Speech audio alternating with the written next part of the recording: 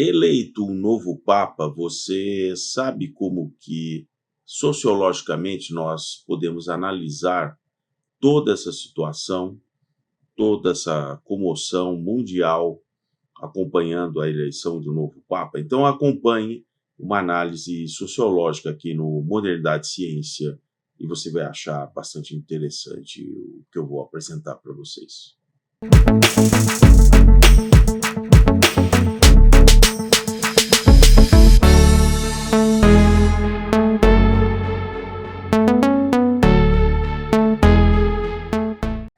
Pois bem, temos a eleição bastante rápida de um novo Papa, dentro do chamado conclave, e eu vou apresentar para vocês uma abordagem dentro da chamada sociologia da religião.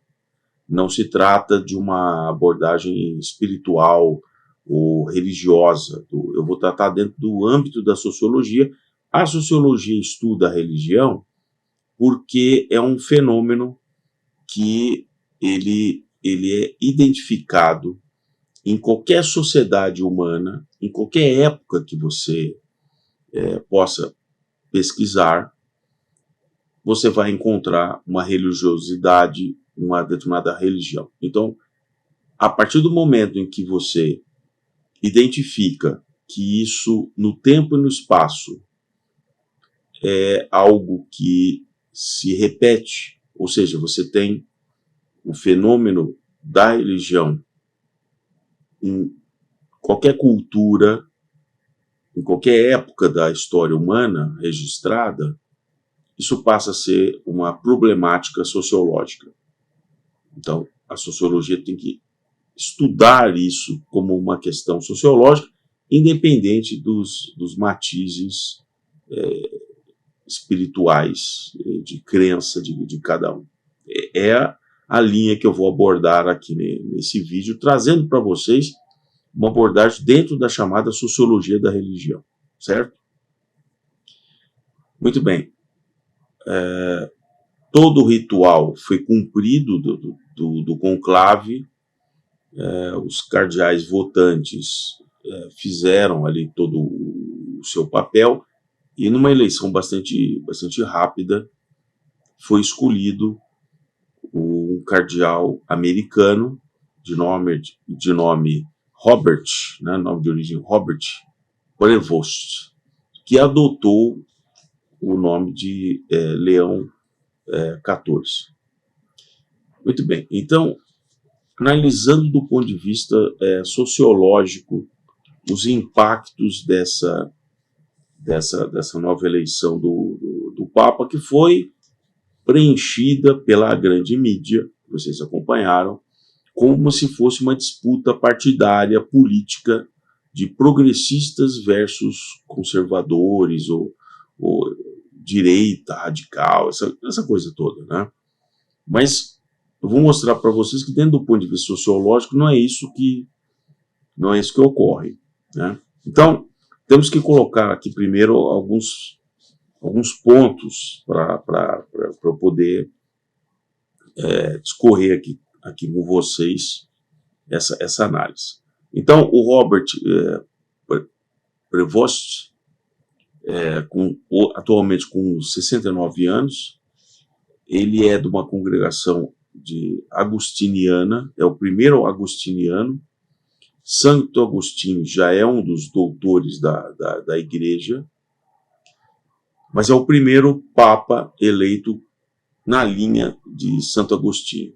Lembrando que o Papa anterior era jesuíta. Natural de Chicago, bacharel inicialmente em matemática, estudando concomitantemente filosofia, provavelmente isso despertou certa vocação para a vida eclesiástica, e ele, ali no início dos anos 80, se ordena realmente padre e segue uma carreira muito virtuosa, uma pessoa muito estudiosa, enfim, uma pessoa muito bem preparada, fala várias línguas, 6 línguas, enfim. Mas Dentro da sociologia da religião, tudo tem um simbolismo.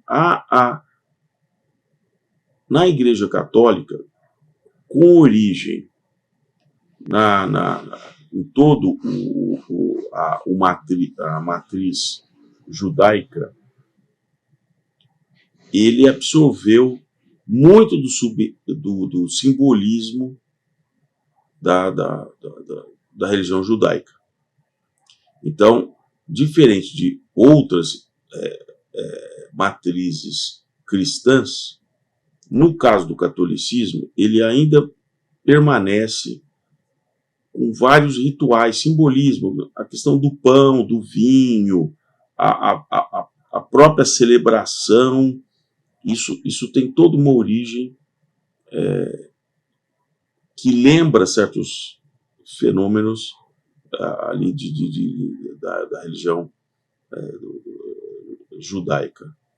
Então, do ponto de vista da sociologia, a gente consideraria que seria uma derivação de um judaísmo mais ortodoxo para uma derivação que seria, vamos falar entre aspas, de um judaísmo mais progressista, vamos dizer assim, dentro daquela história da época lá da época de Jesus Cristo e tal. Mas o catolicismo foi seguindo depois um caminho próprio. Eles podem ter uma origem comum, mas eles foram seguindo caminhos cada vez mais divergentes, apesar de que na origem a base, principalmente quando se olha na Bíblia, o Velho Testamento, é uma origem comum. Não se nega isso, né, em ambas as religiões.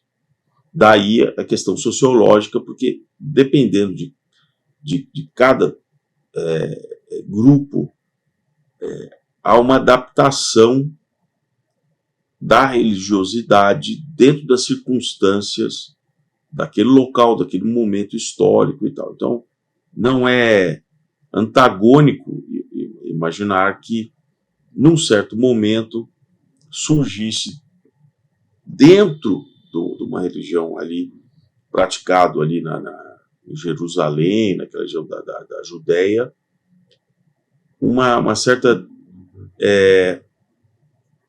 linha diferente daquilo que estava sendo tradicionalmente e tal. Então, sociologicamente, falando do ponto de vista sociológico, eu não estou entrando no mérito espiritual e místico disso, mas estou tentando transmitir para vocês do ponto de vista de como que uma sociedade começa a fazer uma interpretação diferente de certos atributos ali religiosos que até então estavam estabelecidos. Então, há uma certa ruptura. Então, por isso que, dentro da história daquilo que aconteceu, Jesus Cristo poderia ser considerado como um rabino um tanto quanto rebelde, se rebelando contra aqueles mais antigos que tentavam manter, inclusive, uma estrutura geopolítica de estabilidade, porque naquele momento, vocês se lembram, os romanos estavam dominando aquela região. Então, talvez houvesse uma certa um acordo de cavalheiros que falou: olha, você não interfira muito nas minhas questões aqui religiosas e tal, mas eu estou subjugado porque os romanos estavam dominando aquela região, né? Bom, indo agora aqui para o simbolismo que eu quero passar para vocês dos acontecimentos aqui do novo Papa.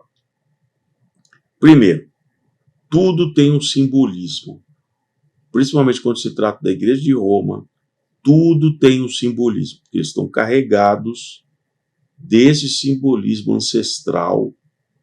Então, há um simbolismo muito forte na Igreja Católica. Por exemplo, quais os paramentos que o Papa, ao se apresentar, o novo Papa, pela primeira vez? Existe já uma veste tradicional que o Papa anterior rejeitou. Este Papa usou os paramentos tradicionais, demonstrando certo simbolismo com relação aos mártires da igreja, a parte vermelha, enfim, tem todo um simbolismo que ele quis realmente. Ele não seguiu uma linha do Papa anterior de não querer usar. O Papa anterior usava sempre roupas totalmente brancas, né? Ele não, ele usou os paramentos completos tradicionais, ainda que seja alguém onde tem uma nuance progressista. Mas vamos entrar nisso mais para frente. Ele escolheu o nome de Leão XIV, o que também tem um simbolismo. Nenhum papa escolhe um nome simplesmente no aleatório. Se ele fosse para seguir exatamente aquilo que Francisco vinha pregando, ele se denominaria Francisco II. Como João Paulo II, por solidariedade de um Papa muito breve, de 33 dias, com uma morte muito estranha, ele, ao se solidarizar com tudo isso, ele escolheu João Paulo II. Então, o Robert não escolheu nem Francisco II, nem como o Papa Francisco havia preconizado, o próximo Papa será um João 24, porque o João 23 declarou o Concílio Vaticano II, que é um lado modernista da Igreja no século XX, e nem Paulo VII. Não, ele escolhe Leão XIV como sucessor de Leão XIII. Então, eu vou comentar mais para frente qual é o impacto dessa escolha do novo Papa como Leão XIV.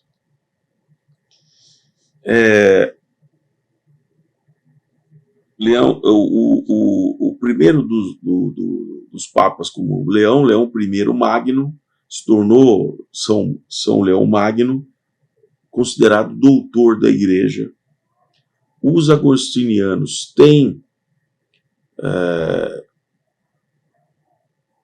São Tomás de Aquino, por exemplo, né, como um exemplo, outro doutor da igreja. O Papa Leão Magno, o pontificado foi de 440 a 461, exatamente quando se rompe o Império Romano, quando cai o Império Romano e vira o caos, e vários bárbaros começam a tomar as antigas possessões romanas. O Papa Leão I, que seria o Leão Magno, ele inclusive intercede junto ao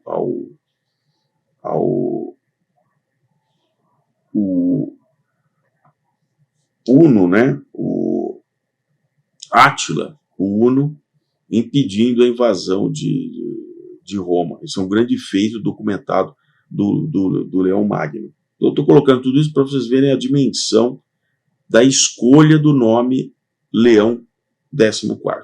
Né? O atual Papa, ele tem uma formação muito forte, um doutoramento em direito canônico. Então, várias questões que estão hoje pairando aí na igreja do ponto de vista do direito, ele tem uma qualificação muito elevada. E do ponto de vista agora da data, colocando aqui para a data, 8 de maio, quando foi anunciado, tal, com a fumaça branca ali e tal. De um jeito ou de outro, 8 de maio reflete a vitória dos aliados contra a Alemanha e os nazistas e os países do eixo em 1945. Então, de uma maneira ou de outra, é uma data muito emblemática. Não só a morte do Papa Francisco um dia após a Páscoa, mas agora a eleição do Papa numa data que mundialmente é muito lembrada como uma data de pacificação. Então, essas coisas não são exatamente aleatórias, quer dizer, talvez houvesse uma urgência ali no conclave para, olha, vamos resolver isso hoje, que vai ficar também marcado como uma data referente à pacificação. Na data agora do dia 9, a Rússia vai comemorar os 80 anos, porque a Rússia comemora no dia 9 de maio. Então, até talvez do ponto de vista midiático, fosse conveniente que isso fosse resolvido hoje, em vez do dia 9, onde muita gente vai estar celebrando, né, na Rússia, com desfiles potentosos, enfim. Né. Agora, indo aqui para o final. O Leão XIII foi um papa de 1878 a 1903. Foi o primeiro papa que entrou no século XX. E ele foi muito preocupado com as condições daquele final do século XIX, de um momento muito transformador, onde já se fazia ali 100 anos da Revolução Industrial, e o mundo realmente nunca foi o mesmo. Daí a ideia de eu ter o nome aqui no canal, modernidade. Modernidade tem a ver exatamente com a Revolução Francesa, a Revolução Industrial e, como a gente estuda na sociologia, o evento da modernidade na sociedade. Isso mudou radicalmente. Radicalmente. E é um tempo muito curto, se a gente comparar com toda a história humana. Então, a modernidade ainda é um período muito curto. O Leão XIII, ele tem encíclicas e bulas papais muito fortes para esse período de convulsão, que havia uma convulsão muito grande na Europa de revoluções socialistas, como é retratado, por exemplo, nos Miseráveis, do Victor Hugo, né? Como Marx também escreveu a respeito, e como os primeiros sociólogos escreveram que estava havendo um movimento diferente. A sociologia surge exatamente na segunda metade do século XIX, tentando entender essas mudanças na sociedade. E por isso que o Leão XIII, de 1878 a 1903, tem a Libertas, por exemplo, que fala do direito da liberdade humana, mas aquilo que eu considero uma coisa emblemática, que é a Rerum Novarum, que significa das coisas novas, Rerum Novarum, onde ele massacra realmente o ideal socialista, que estava muito em prol naquele momento. Então ele massacra a questão da propriedade coletiva, de toda a ideia contra a propriedade privada e do sistema capitalista. Mas, por outro lado, ele faz um contraponto dizendo assim, olha, mas também nós temos que ter condições melhores para os trabalhadores que estão sendo massacrados naquelas empresas, sem condições nenhumas e tal. Então, ele adota uma postura mais pró-capitalista, flagrantemente contra o socialismo. Isso os esquerdopatas vão ficar loucos à medida que eles começam a perceber os sinais que o Leão XIV vai começar a mostrar da volta da doutrina contra essas ideologias realmente comunistas, sem abrir mão da questão dos direitos dos trabalhadores, da igualdade, de tudo isso. mas com a ratificação do direito da propriedade privada, do ganho pelo sacrifício, pelo esforço próprio dentro do capitalismo e tal. Então, nesse primeiro momento, é muito, né, aquele jornalista caricato que nunca entrou numa igreja, aquela coisa total, ele está falando aquelas besteiras tal. À medida em que se perceba como que o semblante dele, se você analisar o semblante, o simbolismo, ele leu um discurso, ele não falou simplesmente de improviso. Por isso que demorou um certo tempo para ele aparecer ali no balcão ali e tal. Ele escreveu um discurso muito poderoso, onde ele resgata uma série de aspectos que católicos vão reconhecer ao longo do discurso dele, sem ele abrir mão de uma postura de união, mesmo com aqueles que têm uma visão um tanto diferente, que é uma característica dos agostinianos, essa questão missionária e de aglutinação. Então eu acredito que a escolha dele não foi absolutamente aleatória, foi uma escolha muito pensada, e também a nacionalidade dele como americano não foi um fato determinante, mas também ajudou. Também ajudou, porque eu vou entrar em detalhes mais profundos na live que eu vou fazer no domingo, lá aqui no Modernidade e Ciência, como que também o fato de ser de origem um americano, os americanos têm um número de cardeais relevante, são 10 cardeais. Se você imaginar, no concílio haveria a necessidade de 89 votos, os americanos tinham 10. E provavelmente eles votaram conjuntamente, coisa que não ocorreu no Brasil.